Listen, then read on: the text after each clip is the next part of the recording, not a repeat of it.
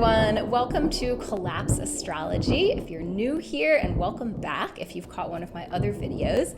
My name is Hummingbird, and I'm just popping in today with a little unplanned video because I want to share a bit about the pretty wild astrology that is coming up next week and that happens to correspond with the Democratic National Convention.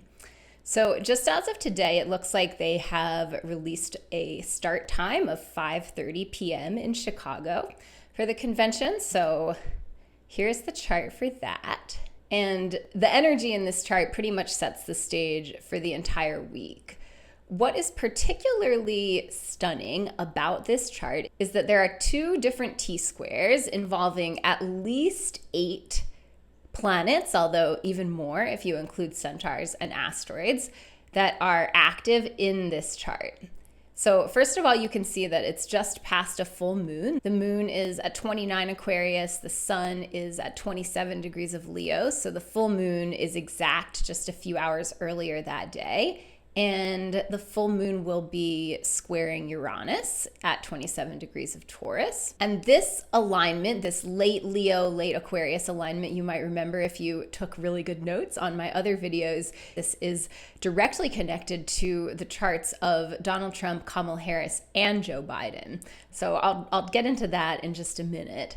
The other T-square here is between Saturn and Pisces, Jupiter and Mars in Gemini, and Venus in Virgo. And you might also notice the asteroid Lilith is here, and the centaur Nessus is down here conjunct Saturn and Pisces also. So 2 different T-squares means that there is a lot of tension in the air this week. There are a lot of different energies that are going to be pushing and pulling at one another with very unpredictable outcomes. So we'll start with the mutable T-square, which is Saturn, Jupiter, Mars, Venus. And I've been talking a lot about this on Instagram and in my newsletter. Other astrologers have been talking a lot about this. And this is probably the main transit that most astrologers zeroed in on at the beginning of this year when looking at the astrology for all of 2024 as a time when something big might go down. So this is a T-square made of mutable energies. Mutable signs are the ones that happen at the times that the seasons are changing. So they're energies that are constantly in motion, always flowing and transforming and becoming something new. And obviously we could use some newness right now, so this isn't a bad thing necessarily, but I think it does make for some really exhausting, ungrounding energy. And if you've personally been feeling super unfocused, fragmented, overwhelmed, unable to make decisions, you're probably tuned into the energy of this T-square. I would say especially the Mars and Jupiter in Gemini. So Mars and Venus are both temporary visitors to the longer-term square between Saturn and Pisces and Jupiter in Gemini, which stretches through the end of this year and actually all the way until about June of 2025. When inner planets interact with outer planets, they tend to bring the energy out of the background and into the foreground. They kind of make it personal. They bring it into our lived experience. And so one possibility of this T-square definitely has to do with protests at the DNC. The last DNC to be held in Chicago was the very notorious DNC of 1968, when there were around 15,000 protesters there protesting the Vietnam War, supporting the civil rights movement, and there was a lot of police violence, some of it caught on video, which of course was a much more unusual thing at that time. So, of course, with another senseless imperial slaughter going on currently, it's expected that there will be big protests this year, and the media is super excitedly making the comparisons between 1968 and 2024, predicting all kinds of calamities. And, you know, this is another example, which I see all the time, of astrology predicting what lots of non-astrologers are already saying. I really, really hope that there is not too much violence, but this energy, especially the Gemini and Pisces energy, absolutely could look like a protest getting out of control, as well as mixed messages, misinformation, unclear communication, confusion. Saturn in Pisces can be very gaslighty or, very deceitful, hiding something. So I think that if we are lucky, Venus and Lilith up here will hold down the energy as the earth anchor. Maybe there will be some practical and powerful female leadership among the protesters, and this energy can manifest as things like crowds outmaneuvering cops, crowds coming up with creative, kind of mind-bending ways of making their voices heard. But if you're planning to be there, please be very, very careful in this energy. Some of you might remember that Kamala Harris has her Venus at 17 degrees of Virgo. So that's another layer to this. I don't foresee any big change happening for her, but maybe she'll be an anchor for a chaotic convention. Maybe this earth energy will be helpful in that kind of a way. Beyond just the convention, these mutable energies could relate to any other kind of big uncontrollable changes that might move through, from an eruption of a regional war in the Middle East to some kind of big change or announcement from the Trump campaign, to something completely different and unexpected, something we don't see coming at all. Maybe something that kind of swims up like a sea monster while we're caught in the current of the T-square. For some reason in my mind, I keep getting the vision of a pendulum swinging when I look at this energy, the way that public opinion and attention just kind of swing quickly from one side to another. These energies are also important for Donald Trump, and I'll go ahead and bring his chart up here. So we've got Trump's chart now as the inner circle here and the DNC coordinates on the outside. You can see that Jupiter and Mars are transiting his 10th house Gemini stellium. And I just feel like Trump is pretty backed into a corner right now, and there's no telling what he'll do next. But I do not think that he'll go out without a fight. I think that he's really angry that he's not running against Joe Biden anymore. And it seems like he has not moved forward from that. Like he can't get over that. But I do not think that that will last forever, especially because of this astrological timing. So you can see not only is his 10th house very activated with Uranus, Jupiter, and Mars all here, there's also a lot of activity along his horizon line. The moon, the full moon basically falls right on his horizon line. And then Mercury, the sun, and Vesta are all here in his 12th house, but very close to transiting first his 12th house Mars and then moving out of his 12th house and into his first house.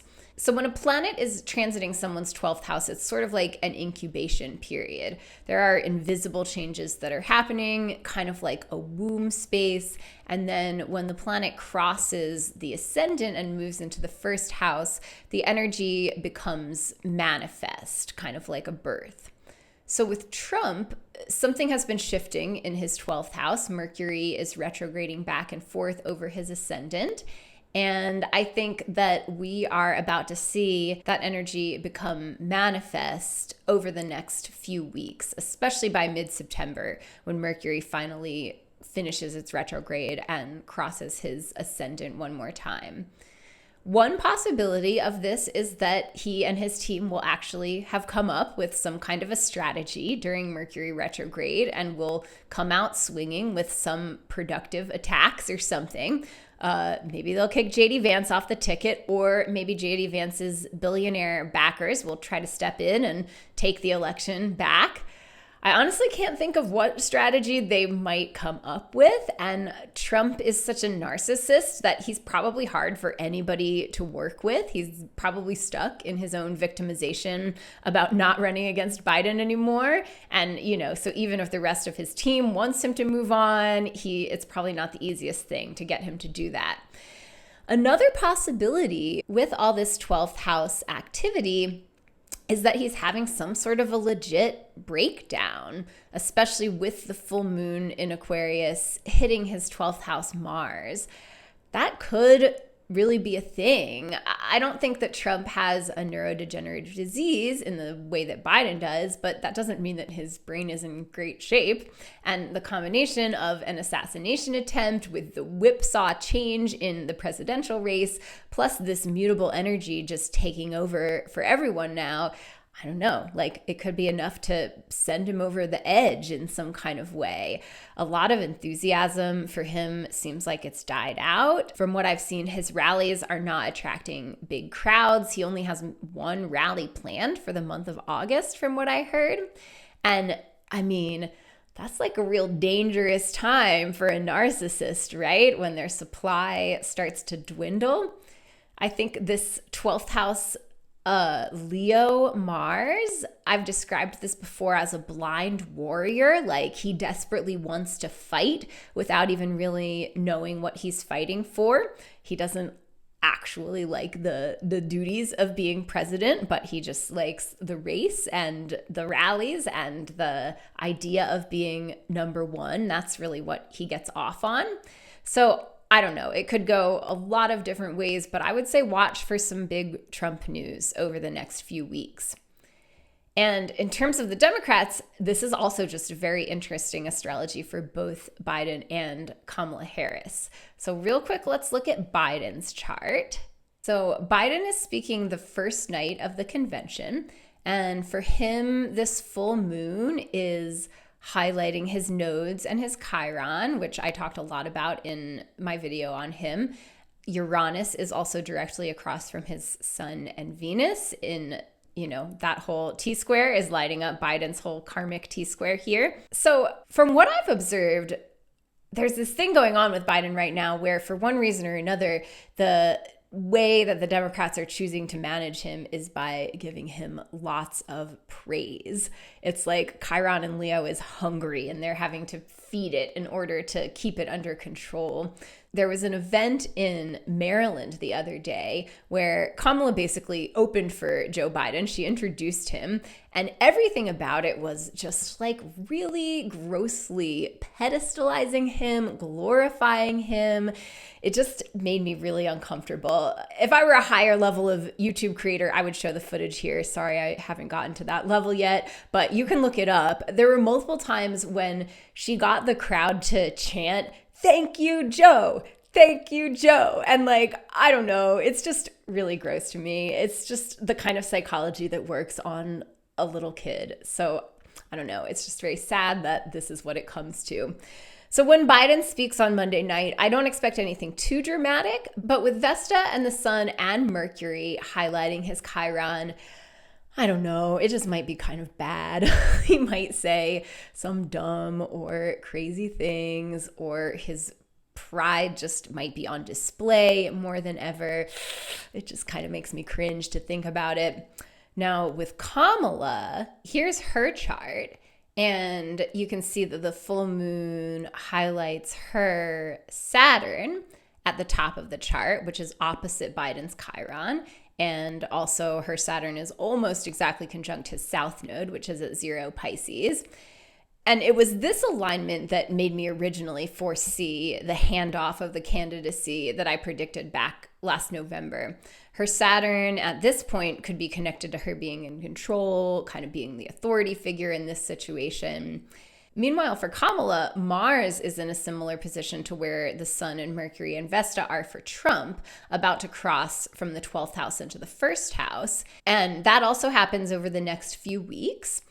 I personally hope this means that she starts doing real interviews and answering challenging questions, but I honestly kind of doubt that there will be too much of that. I think her campaign's whole strategy is basically to put that off as long as possible and to keep her speaking at rallies and in situations where she's going to look good and sound good, just kind of riding the wave of enthusiasm as long as they can. But something may happen with her communication when Mars crosses her ascendant and her North Node over the next few weeks. Something may become more open, or some kind of, something that has been formulating in the 12th house might get revealed. Maybe not when she speaks at the last night of the DNC, but maybe sometime over the next few weeks. And that's about it. this energy is so mutable and unpredictable that there's no use really trying to get too specific about what might happen. But hopefully it's helpful if you're watching this just to know what kind of energy we're moving into. And like I said earlier, if you're personally feeling this, if you're exhausted or confused or unfocused or overwhelmed, try to give yourself a lot of grace, because this is some really, really challenging astrology. I was saying since the beginning of the year that this could be a really tough time for mental health and for energy levels, because processing so much watery, airy, moving energy takes a lot of brain resources. Like, it literally takes a lot of blood, glucose, and oxygen, or you could also just say it takes a lot of spoons. Plus, we are smack in the middle of Mercury retrograde right now, on top of the rest of this mess. So especially with your own mind, just be as gentle as you possibly can and try to keep your expectations for focus and productivity kind of low for the next few weeks, and just do your best to ride this one out. All right, we'll finish here, sending you lots of love through these storms, and I'll be back again soon.